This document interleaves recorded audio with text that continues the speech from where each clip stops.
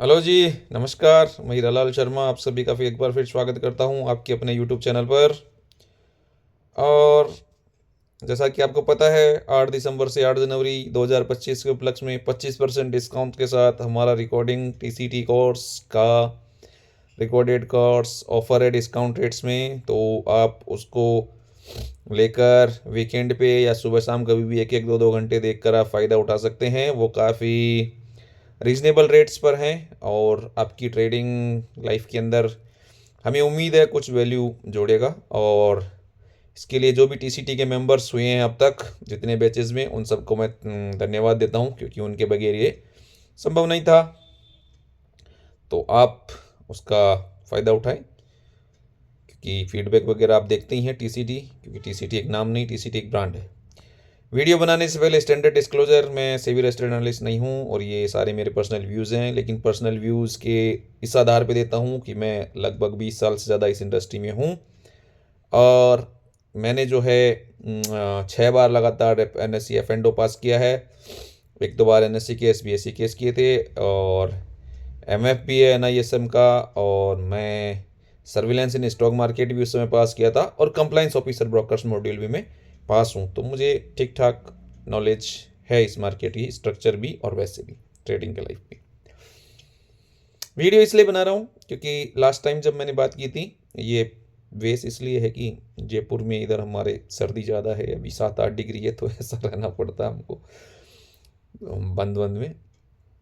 Video इसलिए बना रहा हूँ कि लास्ट टाइम मैंने कहा था और टेलीग्राम ट्विटर पे लिखा है कि ये जो मार्केट है साइडवेज क्यों रहा।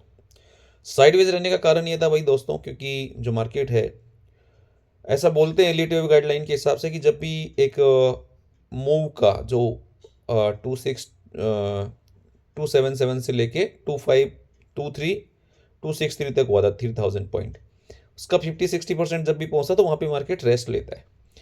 और इस बार 50% तक वो अचीव हो गया था, और वहां तक पहुंचते पहुंचते मार्केट में 3 लेग बन गए थे।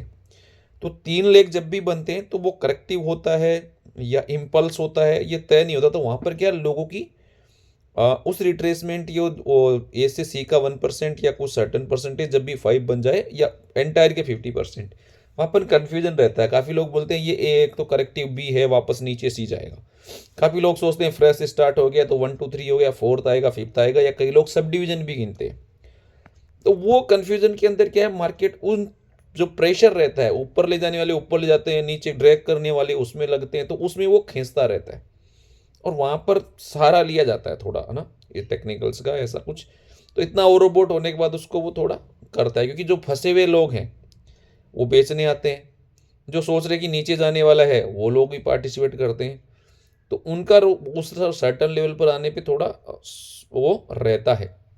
नीचे से कोई जाता है वो भी उसको बुक करता है। तो जो ऊपर ले जाने वाले की जो है ना स्ट्रेंथ, वो एक 25% रहती है, बाकी की 75। तो इसलिए वो कुछ होता है। अब उसके बाद क्या हुआ, ऐसा कुछ हो गया तो वो जो नीचे से लेंथ बना था एक, उसमें भी 24 295 से लेके और 24 858, इस लेंथ के 61% के दरमियान मार्केट सबड्यूड रह गया और एक चैनल में रह गया उस टाइम तक। इसलिए क्योंकि वो उस सर्टन लेवल तक था और ऑप्शन के चार्ट्स यही इंडिकेट कर रहे थे सारे, तो इसलिए वहां पर रह गया। इसलिए वो इस लास्ट वीक में अच्छा डिके हुआ।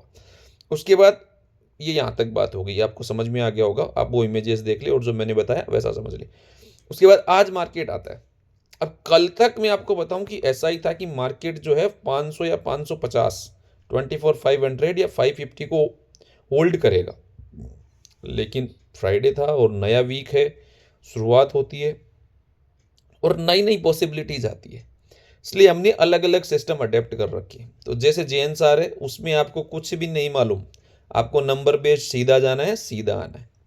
ठीक है, तो बैंक निफ्टी का आपको पता है अभी वो 50% क्लोज कर गया और निफ्टी 38% भी है। और अभी पोजिशनल ऐसा है कि उसका प्लेन जेएनसार ही है, एक एक लोट फिर पार्ट बुक हो गया आज दो, तो उसमें स्टॉप एंड रिवर दो पार्ट बुक होने के बाद 67%, फिर वापस जो है अब वो हिट हुआ एसएनआर और फिर उसमें 33% बुक हो गया, क्योंकि मूवमेंट बहुत अच्छा था।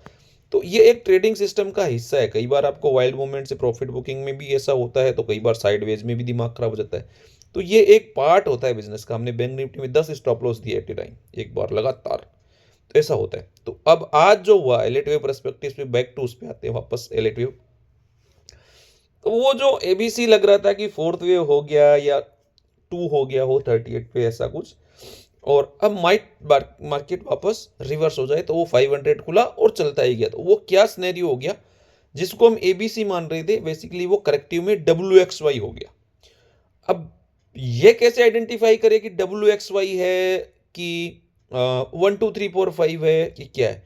तो इसके लिए जो पहला करेक्शन का लेग होता है ना, जो 24858 से और नीचे तक चल के कहीं आया 510 तक, उसमें क्या आपको एलिट वेव में 5 लेग पर्सनैलिटी दिख रहा था? तो उसमें क्या था कि ऐसा नहीं दिख रहा था। उसमें जब भी हम काउंट करने जा रहे थे तो थर्ड लेग छोटा आ रहा था या फोर्थ लेग ओवरलैप हो रहा था।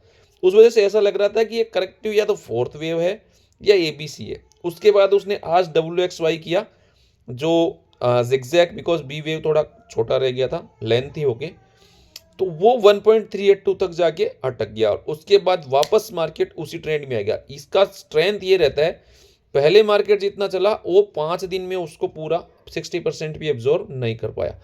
उसके बाद आज कोशिश करी, बट वो स्ट्रक्चर वैसा नहीं था पहले जाने वाला, पहला लेग में वैसा ही था। तो उसके बाद उसने क्या किया है, WXY की, और उसके बाद मार्केट जितना उसने इतने दिन परेशान रहा, उसका सारा एक दिन में हो गया। आज 181 एक लो था, 24181, और 24800, 600 पॉइंट्स स्ट्रेट ऊपर गया है और ओपनिंग से ऑलमोस्ट 300 पॉइंट से ज़्यादा नीचे आया है।